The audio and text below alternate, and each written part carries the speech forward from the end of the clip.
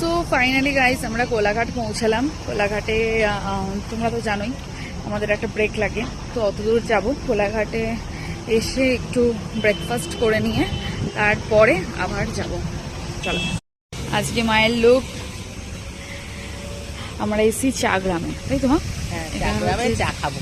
চা গ্রামে বসে চা খাবো। চলো ঢোকো, বসো। এটাই বসবো কি বাইরে বসবো? হ্যাঁ, এখানেই বসবো, বাইরে হাওয়া আছে। হ্যাঁ বাইরে। সো এই হচ্ছে চা গ্রাম। আমাদের খাবার চলে এসছে আর নুনটু এখন যাচ্ছে হাত ধুতে। এই যে আমরা সবাই অর্ডার করেছি আলুর পরোটা, আর এই এগ টোস্টটা কি অর্ডার করেছে তুই? না, ও আজকে আমি এগ টোস্ট খাইনি, আমরা রোজই খাই তো।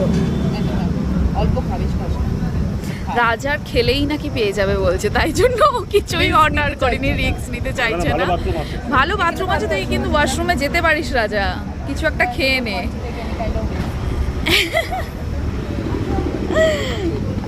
আস্তে,